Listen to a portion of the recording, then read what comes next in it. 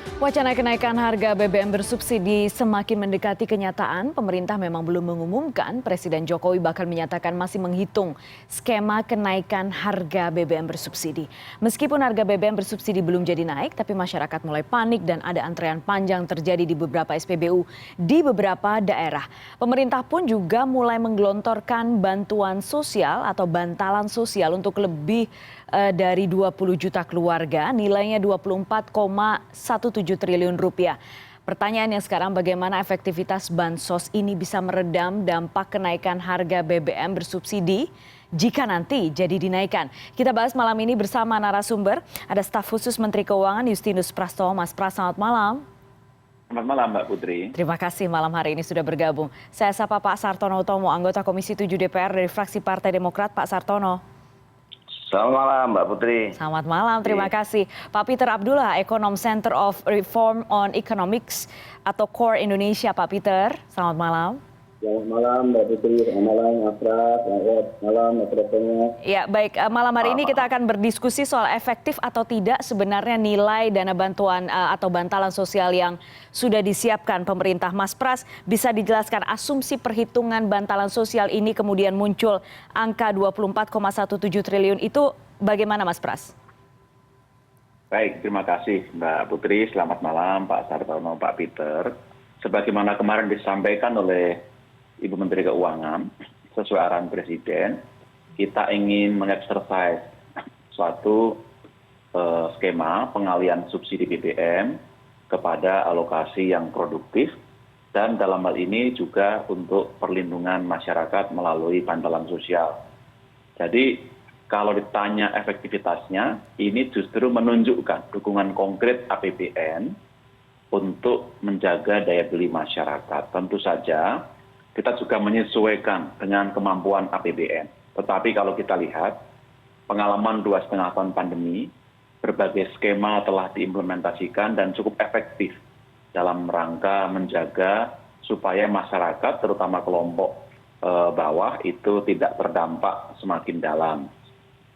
Skema yang diambil, 2 skema itu skema konvensional yang telah diimplementasikan dan telah terbukti efektif, yaitu program Keluarga Harapan untuk 20,65 juta keluarga penerima manfaat. Besarannya pun juga sama dengan sebelumnya, ditambah 150.000 per bulan selama 4 bulan atau 600.000. Termasuk bantuan subsidi upah untuk sekitar 16 juta pekerja dengan gaji di bawah 3,5 juta, dan ini juga sudah diterapkan sebelumnya, mendapatkan 600.000 sekali bayar.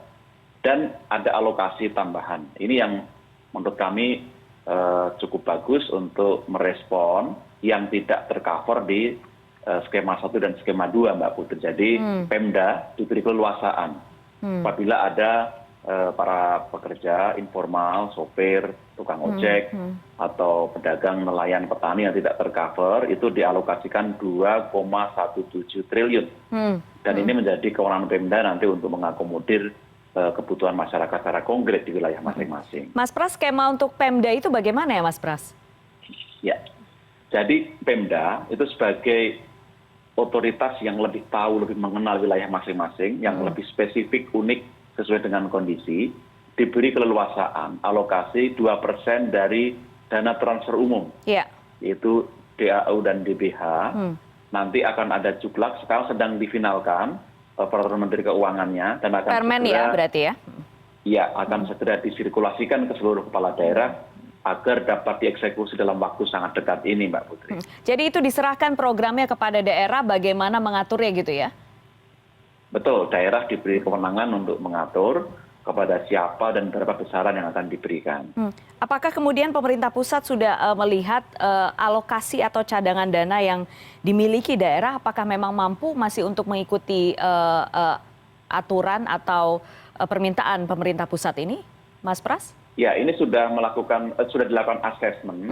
Pemerintah pusat melihat dari dana yang ada, karena kami juga melakukan pengawasan terhadap penyaluran dana ini, dipastikan ini tersedia, sudah ada, dan langsung bisa dieksekusi, Mbak. Oke, baik. Saya ke Pak Sartono. Pak Sartono, Demokrat termasuk yang menolak kenaikan harga BBM dan meminta pemerintah membuat roadmap akselerasi beban rakyat. Maksudnya seperti apa, Pak? Yang sekarang dilakukan pemerintah apakah sudah menjawab permintaan Anda itu, menjawab pertanyaan Anda itu soal akselerasi beban? Baik, terima kasih. Saya mencoba untuk menjawab ini. Yang jelas belum menjawab apa yang Mbak Putri sampaikan. Saya menghimbau kepada pemerintah agar mendengarkanlah suara rakyat, jeritan rakyat dari berbagai daerah yang menyatakan menolak ya dalam situasi seperti ini kenaikan BBM itu. Ini yang juga harus menjadi concern, jadi suatu perhatian begitu. Ya. Karena saya juga mewakili suara tersebut untuk menyampaikan. Nah, kedua, sebelum juga dinaikkan, apakah ya pemerintah ini juga sudah menekan ya, meminimalkan kebocoran-kebocoran daripada penyaluran BBM bersubsidi ini. Nah, ini kan kita ketahui bahwa dalam realitas begitu, suara-suara banyak juga BBM ini terserap kepada sektor-sektor yang tidak berhak mendapatkan daripada subsidi ini. Ada di situ pertambangan, bahkan ada industri besar di situ, dan juga ada perkebunan besar. Nah, ini harus dijalankan dulu. Bagaimana menutup daripada kebocoran BBM ini? Ya. Dan saya yakin kalau itu dijalankan dengan maksimal, ada suatu revisi peraturan begitu, ada Perpres 191 nomor 14 itu tentang siapa saja yang berhak mendapatkannya. Nah, itu bagaimana kalau itu dijalankan dengan seriusan begitu dan kelanjutan, dibentuk suatu satgas begitu supaya meminimalkan daripada kebocoran subsidi, kemungkinan tidak akan jadi menaikkan BBM dalam situasi yang seperti ini. Begitu Mbak Putri. Ketiga, tentang efektifkah daripada program subsidi ini yang juga belum disampaikan tadi mungkin oleh Pak Stowo, itu bagaimana juga sektor UMKM misalnya. Apakah juga sudah dalam perhitungan misalnya. Di dalam UMKM ini kan ya angkatan kerja yang berasal dari sektor UMKM ini kan luar biasa. Ada 97% lah ya serapan tenaga kerja di sektor ini. Nah, ini kan juga dalam posisi yang menengah ke bawah gitu. Sekali itu dinaikkan jadi miskin begitu. Nah, ini akan dinaikkan juga terjadi inflasi yang luar biasa.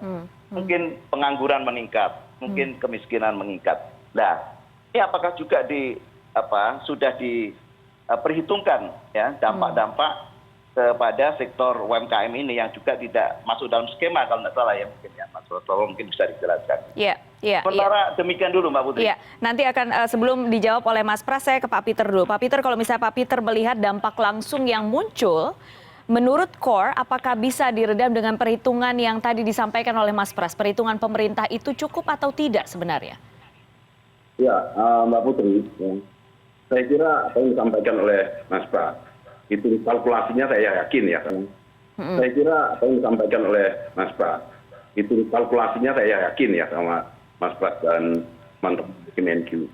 Cuman perbedaannya mungkin dengan saya adalah dampak dari kenaikan harga BBM itu tidak hanya sekedar memangkas daya beli di kelompok bawah, tidak hanya sekedar itu. Mengalami ya yang terkena dampak dari kenaikan harga BBM subsidi itu hanya di bawah, di masyarakat miskin benarnya. Dan masyarakat miskin pun tidak hanya terkena dalam bentuk terpotongnya daya beli. Lebih luas dari itu. Ya. Masalah yang dihadapi, ya, risiko yang kita hadapi dari kenaikan harga BBM, saya kira jauh lebih luas dari situ. Ini memang adalah terpangkasnya daya beli masyarakat kecil. Tetapi kalau kita lihat, ya, dengan adanya terpangkasnya daya beli itu juga akan menghantam industri, menghantam perekonomian secara menyeluruh. Inilah yang saya sebutkan. Kalau seandainya kenaikan harga BBM itu terjadi, yang kena itu ya kita semua. Iya. Kita semua. Yang orang mampu pun akan terkena, karena yang akan terkena adalah terganggunya proses pemulihan ekonomi yang sedang berlangsung ini, yang sebenarnya merupakan apa yang dibanggakan oleh pemerintah sendiri, oleh teman-teman Kementerian Keuangan juga. Bagaimana kita mengatakan bahwasanya sekarang ini kita masih mampu tumbuh positif, ya. Inflasi kita stabil, ya. Ini kan kebanggaan kita, ya. Dan itu yang sebenarnya manfaat yang kita rasakan dari adanya subsidi itu. Banyak kita mampu tidak menaikkan harga BBM sampai sejauh ini. Jadi stabilitas dan proses pemulihan ekonomi itu adalah sebuah kenikmatan yang kita dapatkan karena pemerintah masih menanggung beban subsidinya. Iya. Kalau pemerintah kemudian menaikkan harga BBM subsidi, ya, maka stabilitas itu bisa terganggu, proses pemulihan ekonomi itu bisa terganggu, dan ini yang akan terkena kita semua. Yang lebih besar akan menanggungnya adalah masyarakat kecil, dan itu tidak cukup hanya ditambal, ya, dengan bantuan sosial yang kita tahu juga sampai saat ini persoalannya adalah permasalahan ketidaktepatan di dalam distribusi atau penyalurannya. Jadi ini hal-hal, ya, yang selalu saya katakan, saya sependapat akan adanya beban APBN. Saya sependapat. Ya. Tetapi momentumnya itu atau timingnya sekarang ini nggak tepat. Ya, kita masih dihadapkan kondisi yang penuh ketidakpastian, ya, risikonya sangat besar, apalagi juga kita di dalam kondisi tahun politik sekarang ini, hal-hal yang seperti ini sangat mudah memunculkan kegaduhan-kegaduhan politik yang imbasnya juga akan ke ekonomi, dan itu nanti sekali lagi akan kita tanggung bersama-sama juga. Jadi menurut saya mengapresiasi bagaimana pemerintah mempersiapkan kebijakan kali ini dengan mempersiapkan bantuan sosial. Tetapi itu menurut saya tidak cukup karena risiko dampak dari kenaikan harga BBM ini jauh lebih luas. Dari itu tidak cukup kita tambal hanya dengan bantuan sosial, bantuan langsung tunai. Iya, Mas Pras, berarti ini ada kekhawatiran tidak cukup hanya untuk menambal di masyarakat miskin, kemudian ada masyarakat menengah yang mungkin kemudian terancam miskin. Ada juga tadi yang disampaikan Pak Sartono untuk dari sisi UMKM apa yang kemudian akan dipersiapkan. Nanti Mas Pras dijawab setelah jeda. Sekarang kita jeda dulu, tetap bersama kami di CNN Indonesia Newscast.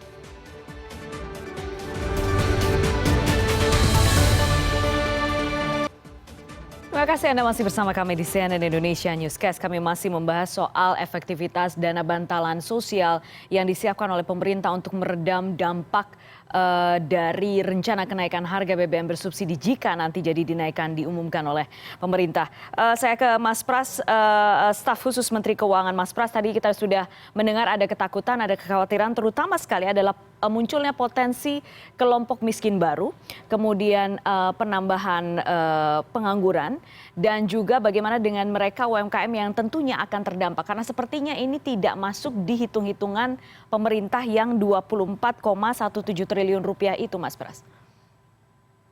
Baik, tentu terima kasih Pak Sartono, Pak Peter untuk masukan dan kritik yang telah diberikan. Itulah kenapa Bapak Presiden minggu lalu juga menyampaikan pemerintah masih terus mencermati, mengamati dinamika yang ada, menghitung dengan sungguh-sungguh segala aspek, resiko, konsekuensi, apapun opsi kebijakan yang akan diambil. Atau nanti kita serahkan pada Bapak Presiden pada waktu yang tepat, pertimbangan yang baik tentu akan ambil keputusan yang baik bagi bangsa ini. Tapi kami dari Kementerian Keuangan, pemerintah ingin menyampaikan, betul sekali tadi disampaikan, kita perlu mencermati beberapa hal yang harus juga dipertimbangkan. Itu juga kami telah antisipasi. Kalau kita tahu, dan saya rasa masyarakat juga sangat aware, tahun ini masih ada program pemulihan ekonomi nasional. Masih ada alokasi APBN yang memang sudah berjalan dengan saat ini. Antara lain, selain untuk menangani dampak kesehatan, itu juga untuk insentif usaha. Nah ini yang terus kita elaborasi, kita pertajam supaya betul-betul dukung para pelaku usaha. Kita juga berharap dan geliat ekonomi yang semakin baik, pemulihan ekonomi yang ada pada arah yang benar, kita dapat mencapai kondisi baik, terutama di sektor-sektor dan bisa membantu untuk menyerap tenaga kerja baru, termasuk menggerakkan perekonomian yang hasilnya akan dinikmati oleh lebih banyak orang. Apalagi kalau kita lihat, tentu Pak Peter, Pak Sartono juga sangat hari ini, pola konsumsi BBM bersubsidi ini juga perlu kita dudukkan pada porsi yang tepat. Karena harus diakui ada ketidaktepatan sasaran, dan ini yang membuat APBN kita juga berat. Maka kita ingin mengajak di bernegara kita bergotong royong. Saudara yang mampu membayar pajak, menikmati barang non-subsidi, sedangkan barang subsidi diperuntukkan bagi mereka yang kurang mampu. Dengan demikian diharapkan pengorbanan atau kontribusi masing-masing warga negara dalam porsi masing-masing itu akan menjadi satu agregat yang nantinya juga akan memberikan dinamika tersendiri bagi perekonomian kita, Mbak Putri. Mas Pras, ada kemudian yang beranggapan bahwa pemerintah mengambil jalan yang paling aman, jalan yang paling aman, instan, dan mungkin memberikan hasil yang terukur, yaitu dengan menaikkan, menghitung dinaikkan saja harga BBM bersubsidinya daripada kemudian mengatur pembatasan yang mungkin juga sama-sama ini dua-duanya sama-sama akan menimbulkan gejolak ya memang. Dan masyarakat juga mengerti bahwa ini sebuah dilema yang mungkin sulit sekarang dilakukan pemerintah. Tapi daripada mengambil jalan atau berupaya untuk betul-betul menyalurkan BBM bersubsidi tepat sasaran, tapi kemudian pemerintah mengambil jalur untuk menaikkan harga BBM bersubsidi ini. Bagaimana tanggapan Anda soal anggapan yang soal ini? Baik, kami tidak ingin meletakkan diskursus tentang kebijakan BBM ini dalam konteks benar atau salah. Karena memang tidak ada larangan konsumsi BBM jenis apapun. Tapi ini lebih kepada ingin mengajak kesadaran bersama, ini problem etika publik. Bagaimana kalau yang mampu tidak mengonsumsi barang bersubsidi. Semua intervensi kebijakan, termasuk pembatasan, ini juga terus disimulasikan. Dan kita menghitung baik buruknya, menghitung efektivitasnya. Kita juga menyadari ini adalah alternatif kebijakan yang juga mungkin dilakukan. Tetapi Mbak Putri, lebih dalam konteks fiskal yang lebih panjang, akan menyesuaikan harga BBM, merupakan opsi yang baik karena akan memberikan landasan yang baik bagi APBN yang sehat, dan kepemimpinan berikut siapapun itu akan berkepentingan dengan fiskal yang baik, fiskal yang sehat. Nah, kalau kita mengambil keputusan yang tepat pada saat yang tepat, ini akan jadi prakondisi yang baik, karena kita harus memikirkan kesehatan APBN di kesinambungan kita. Jadi dalam konteks itulah kami merasa ini adalah waktu yang tepat untuk mendiskusikan secara lebih terbuka, dan kita ingin memperbaiki semua aspek dan mendengarkan masukan seluas mungkin itu. Oke, Pak Sartono, apa tanggapan Anda? Karena dinilai ini adalah saat yang tepat untuk mendiskusikan ini atau mengangkat isu ini dan membahasnya. Jadi momennya dinilai tepat, Pak Sartono, sekarang ini. Ya, saya sepakat kalau untuk didiskusikan begitu. Tapi tidak untuk dinaikkan gitu ya? Kondisi ya kita yang saat ini tidak baik-baik saja. Untuk menaikkan daripada bersubsidi ini. Dan kami berkali-kali juga dalam forum rapat kerja, dalam forum paripurna, bahkan saya interupsi begitu untuk mengingatkan begitu harus perlu kehati-hatian dampak daripada BBM subsidi dinaikkan, otomatis ya itu akan berlipat-lipat dampaknya kepada inflasi, kemiskinan, dan juga daya beli masyarakat kalau itu dilakukan. Ya, Pak Sartono, Ya, Pak Sartono, tapi ya menurut Komisi 7 kalau ini dijalankan atau tidak bisa ditahan daripada kenaikan ini, ya selain inflasi meningkat, bahkan mungkin ya malah terjadi stagflasi itu. Oke. Nah, ini juga menjadi suatu yang harus dipikirkan secara matang lah. Dan juga perlu juga lah ada evaluasi APBN lah. Mungkin beranilah menunda proyek-proyek ya besar ya yang menyerap dana besar. Saya pikir saat ini tidak perlu begitu. Itu kan berpikirnya 20 tahun lagi atau 10 tahun lagi. Apa maksud Anda proyek-proyek besarnya? Tentang hidup mati lah ya. Tentang bicara tentang bagaimana bisa makan atau tidak ya. Oke. Ini yang juga harus dipikirkan oleh pemerintah dalam hal ini. Demikian Mbak Putri. Ya Pak Sartono, tapi menarik Anda dari Komisi 7 itu kan berarti juga melihat selama ini ada ketidaktepat sasaran distribusi BBM bersubsidi. Menurut Komisi 7 loophole-nya di mana atau celah-celahnya di mana sebenarnya? Dan apakah kemudian Komisi 7 juga sudah memberikan masukan kepada katakanlah Kementerian SDM untuk betul-betul mengatasi soal ini dulu? Ya, ya baik. Betul, selama ini kita selalu sering mengadakan suatu rapat kerja dalam artian ketepatan ya sasaran pada yang menerima subsidi ini. Bahkan ketika terjadi suatu kebocoran yang besar subsidi BBM ini ada ke perusahaan perkebunan, ada industri-industri besar ya yang mana subsidi ini kan hampir 93 solar. Ini digunakan oleh perusahaan itu. Itu kita sampaikan untuk agar dibentuk satgas begitu yang terus-menerus kerjasama dari semua pihak ya aparat begitu dari pusat sampai daerah, jangan sampai terjadi kong kali kong begitu atau hengki pengki begitu. Ini harus diselamatkan ini. Kalau ini bisa selamatkan ada untuk meminimais ya daripada kebocoran itu otomatis akan menghemat APBN dan tidak perlu harus kan BBM pada saat situasi yang tidak baik-baik saja ini. Demikian Mbak Putri. Oke Pak Peter, kalau menurut CORE apakah betul kemudian dengan menaikkan harga BBM bersubsidi secara langsung ini daripada dengan melakukan pembatasan kemudian menutup kebocoran-kebocoran itu akan memang jauh lebih mudah sekarang dan memang secepat itu harus intervensi dilakukan untuk betul-betul mengamankan APBN kita?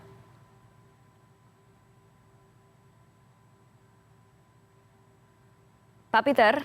Sekarang ini jumlahnya memang tidak banyak. Saya paham dari kondisi yang dihadapi oleh pemerintah memang pilihan tidak banyak. Tetapi di tengah pilihan yang tidak banyak itu, kita harus memilih yang risikonya terendah. Menurut saya itu yang harus kita pilih.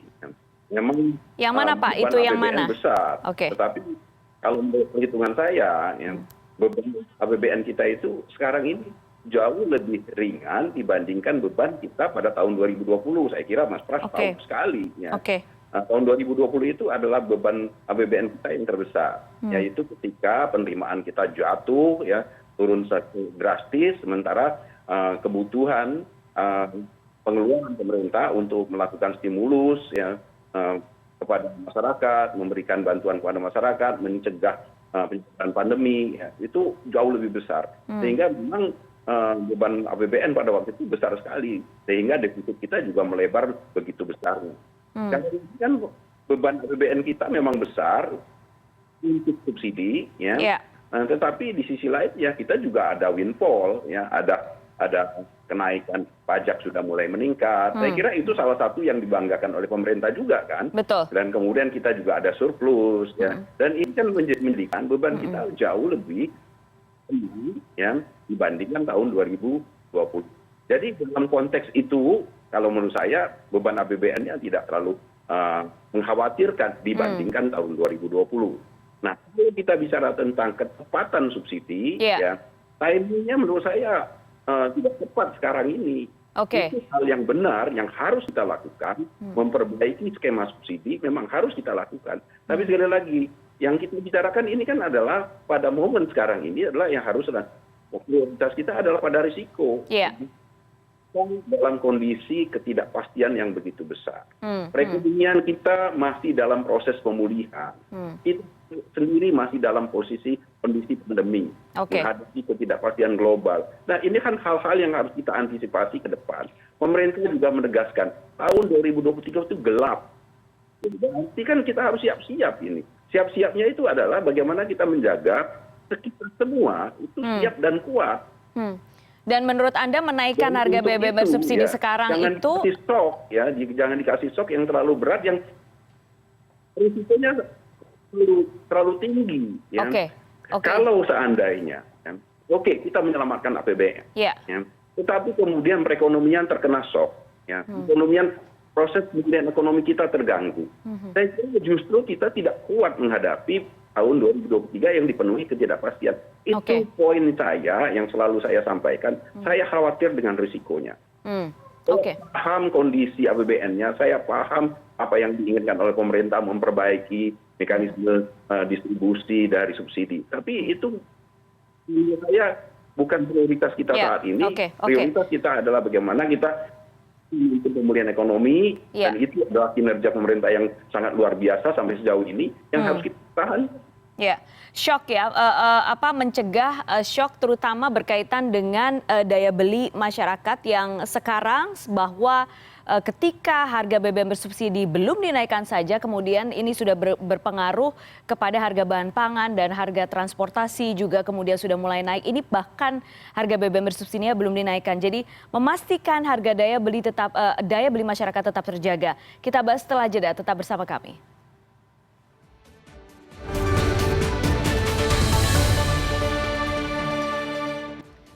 Ya, kita masih membahas di CNN Indonesia Newscast efektivitas bantalan sosial yang dikucurkan pemerintah yang untuk meredam dampak dari kenaikan harga BBM bersubsidi. Mas Pras, saya akan membacakan pernyataan dari Wakil Ketua Apindo Sinta Kamdani, saya kutip dari cnbcindonesia.com. Ia mengatakan kalau ditanya kita nggak siap sekarang, yang jelas waktunya bukan sekarang, kita coba mendengar apa insentif yang ditawarkan pemerintah. Jadi apa insentif yang kemudian ditawarkan pemerintah? Karena memang ini tidak hanya berdampak pada kelompok miskin, kelompok rentan miskin, kelompok menengah, tapi juga pelaku usaha. Mas Pras, apa yang sudah disiapkan sebenarnya untuk para pelaku usaha?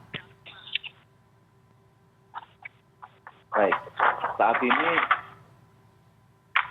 kita memiliki program pemulihan ekonomi nasional. Ini tahun ketiga, dan kita juga ingin terus mendengarkan, mencermati, melihat dinamika di dunia usaha, sambil nanti kita mempertajam yang lebih tepat atas kebijakan yang dari pemerintah itu apa. Intinya kita ingin mereformulasikan kebijakan lebih berkeadilan, tepat sasaran dan punya dampak lebih besar kepada produktivitas masyarakat. Maka kalau kita lihat, kami klarifikasi sekali lagi, alokasi anggaran untuk subsidi terus 2 itu tidak dikurangi, diberikan sampai akhir tahun. Jadi itu yang prinsip. Lalu anggaran perlindungan sosial itu ada 413 triliun, ditambah lagi dengan yang 24 triliun. Itu tetap. Jadi yang ya. existing tetap berjalan, lalu diperkuat ditambah. Nah, untuk para pelaku usaha, selain di program PEN, kita akan lihat nanti, kita perlu pertajam kira-kira dampak yang secara konkret dialami di lapangan seperti apa. Nanti terus kita simulasikan dan kita cermati. Nah, kita ingin melihat dalam konteks lebih luas. Penyiasan APBN itu tantangan kita bersama. Efisiensi juga akan menjadi hal yang baik karena bisa kita realokasikan ke sektor-sektor produktif, termasuk bagaimana kita mulai mengedres transisi energi ke energi terbarukan, ke energi yang lebih ramah lingkungan. Itu ini jangka juga panjangnya ya. yang baik untuk memperkuat, untuk mempertajam afirmasi kita pada program-program yang selama ini juga sudah kita sampaikan dan sudah lama disosialisasikan, misalnya transportasi publik, lalu ekonomi hijau dan sebagainya. Ini semua harus kita letakkan dalam sebuah ekosistem kebijakan yang holistik, Putri. Oke, baik. Dan jadi pemerintah sudah menyiapkan ini dan harapannya ini semua bisa meredam dampak yang mungkin akan muncul ya, Mas Pras, jika nanti pemerintah jadi menaikkan harga BBM bersubsidi. Pak Sartono, kalau menurut Anda apakah ini cukup untuk meredamnya yang sudah disiapkan pemerintah? Atau menurut Anda memang kurang persiapannya, tergesa-gesa? betul. Saya kembali lagi mengingatkan, dengarkan Oke. suara masyarakat. Ya. Mana-mana terjadi penolakan-penolakan. Karena mereka mengalami betul situasi yang tidak baik-baik saja. Satu. Kedua, mengingatkan, mewaspadai begitu ancaman inflasi dan potensi stagflasi ya yang mulai meningkat kalau itu juga dinaikkan. Ya. Terus dan juga harapan APBN harus dimaksimalkan untuk dapat mengurangi beban rakyat. Oke. Subsidi tadi sudah disampaikan Betul. agar digelontorkan dan harapkan tepat sasaran Ya. dan Ya. pertumbuhan ekonomi. Oke, baik. Dan berani review proyek-proyek strategis nasional yang belum dibutuhkan. Oke. Dalam situasi kencangkan ikat pinggang agar proyek-proyek besar yang menyerap anggaran besar ini bisa ditunda lah sampai posisi ekonomi yang lebih baik lagi. Oke, baik. Demikian, Mbak. Baik, terakhir saya ke Pak Peter. Pak Peter, jika nanti pemerintah jadi menaikkan harga BBM bersubsidi, Anda optimis ini bantalan yang sudah disiapkan betul-betul bisa meredam, betul-betul bisa memberi keamanan atau sedikit bantuan bagi masyarakat?